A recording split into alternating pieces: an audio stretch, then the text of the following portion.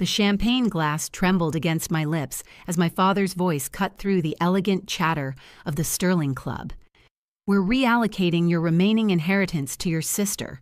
She's proven she can handle it. She's actually achieved something." The crystal felt ice cold against my fingers while around us.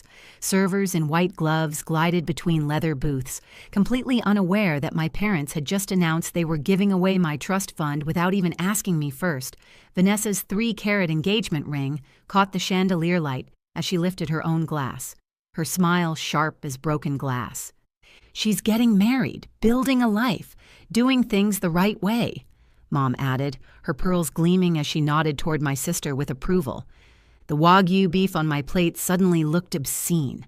A $400 meal to celebrate taking away money they assumed I needed, money they believed I'd wasted, money that represented everything they thought was wrong with me.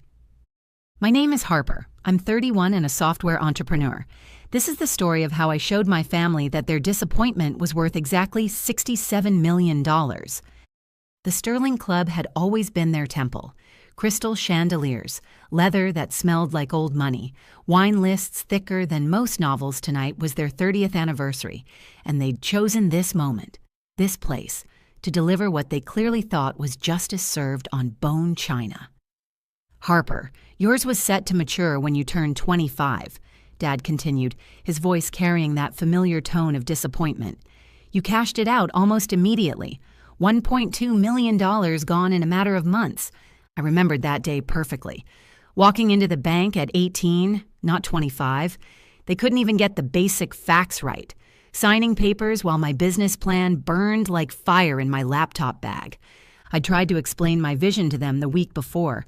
Cloud-based software solutions, scalable architecture, market disruption potential. Dad had called it a computer hobby. Mom had asked when I was getting a real job. Vanessa leaned forward, her designer dress probably costing more than most people's monthly rent. "Brandon and I just got back from the Maldives. 2 weeks at a private resort.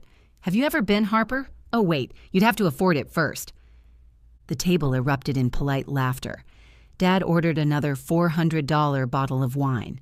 The conversation flowed around me like expensive perfume, Vanessa's June wedding, Brandon's pharmaceutical contracts, the Aspen vacation home Dad was considering. Every topic carefully chosen to highlight what I lacked. But what they didn't know was that 3 hours earlier, I'd been in a board meeting finalizing the acquisition of a competitor. What they couldn't see was the email notification buzzing silently in my purse. Another quarter where my company's valuation had jumped 8 figures. What they'd never bothered to ask about was why I drove a hybrid and lived in a 1,200 square foot apartment, despite having a bank account that fluctuated by hundreds of thousands daily. "Still doing that tech thing?" Dad asked vaguely as dessert arrived. "Creme brulee and chocolate souffle that cost more than some families spent on groceries?" "Software development," I confirmed. "Well, it's good you have steady work. Not glamorous, but steady." The condescension dripped like honey from a broken jar. 23 years old when I sold my first company for $8.3 million. 27 when the second went for $23 million. 31 now with a third company valued at $94 million and climbing.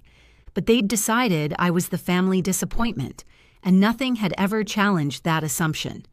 Not my tax returns showing $8.2 million paid last year, not the 87 employees whose healthcare I covered, not the 3 patents with my name on them. "Actually, there's something I should probably mention," I said quietly, pulling out my phone. Vanessa smirked. "What, Harper?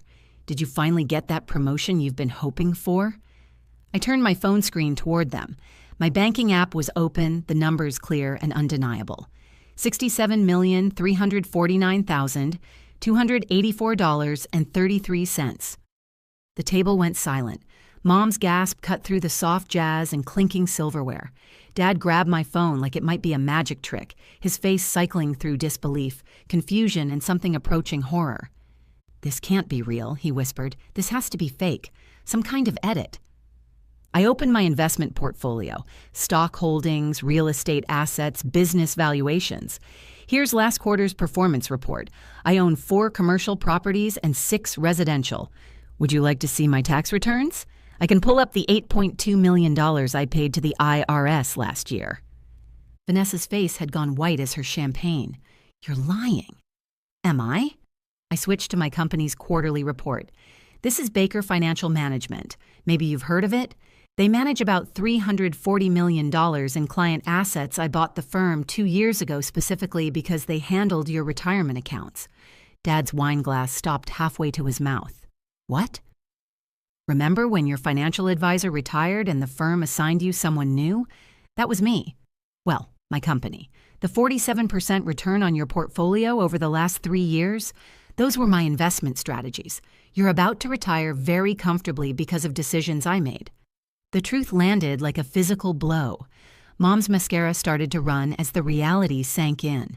The daughter they'd dismissed had been quietly ensuring their financial security for years. "But why didn't you tell us?" Mom whispered, reaching for my hand. I pulled back gently. "I tried. 4 years ago, when I sold my first company, I invited you to celebrate. Dad, you had a golf tournament. Mom, you had a charity luncheon. Vanessa, you had plans with Brandon." "That's not," Vanessa started. 3 years ago, I invited you to my second company's launch party. None of you came. Dad said it was nice I had a hobby. Mom asked when I was getting a real job. Vanessa told her friends I worked in IT support. The weight of years of dismissal hung in the air like expensive perfume gone rancid. I sent quarterly reports about my companies, growth projections, financial statements. None of you ever responded. Not once. So I stopped trying to prove myself to people who'd already decided who I was. Dad's face had gone red. "You should have insisted. Made us listen." "I shouldn't have to perform success for my own family to see me," I replied. "But here's what you need to understand.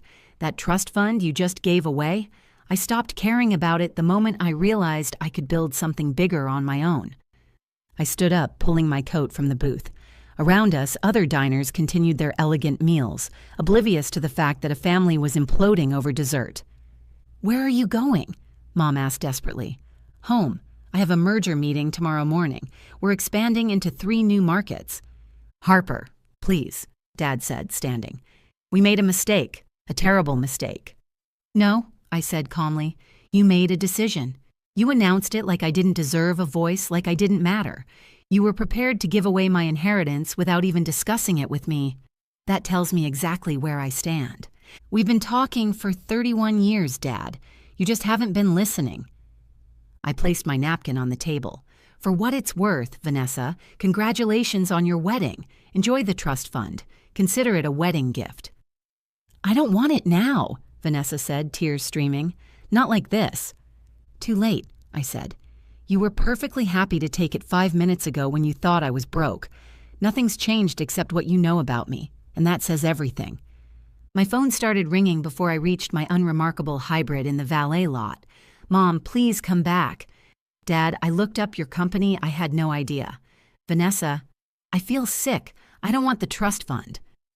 And one text from Brandon. "Holy shit. You're the Harper Baker, the tech entrepreneur? Vanessa never told me." I drove to my small apartment overlooking the harbor, where I'd built a multi-million-dollar empire from a home office with a $200 desk and a dream nobody thought was worth believing in. My CEO called as I poured wine on my balcony. "Harper, the Morgan deal closed. We're officially expanding to the West Coast." "Thanks, David. Good work." "You sound off. Everything okay?" "Family dinner," I said simply. "Say no more. For what it's worth, you've built something incredible. Don't let anyone make you forget that." After hanging up, I looked at the messages flooding my phone. 23 from Mom, 15 from Dad, 37 from Vanessa. All desperate, all apologetic, all suddenly seeing me for the first time. But recognition born from dollar signs isn't love. It's just an acknowledgement of utility. For 31 years, I'd tried to earn their approval. I'd exceeded every possible measure of success, created jobs, managed their investments, taken care of them even when they couldn't be bothered to understand my work, and the moment they discovered I wasn't the failure they'd believed I was, they wanted back in. But I was done performing, done proving, done shrinking myself to fit their limited expectations. I opened my laptop to investor reports showing 40% projected growth, 3 acquisition offers, and a product launch that would revolutionize our industry. This was real. This was mine. This was enough. The trust fund they'd tried to take was pocket change compared to what I'd built without their support. 3 days later, Dad called to say they were canceling the reallocation entirely. But by then, I'd already moved past needing their gestures or their money. The recognition they offered now came $20 million too late. Some people only see your worth when they realize what you're worth. But by then, you've already learned the most valuable lesson of all. You never needed their approval to succeed. You just needed to approve of yourself. And what I'd built was worth exactly $67 million and climbing. Before you go, here's a quick bonus for sticking around.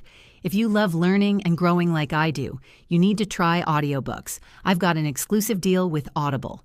Your first month is completely free. That's access to over 500,000 titles, 0 cost to you. All the details are waiting in the description. Don't miss this one.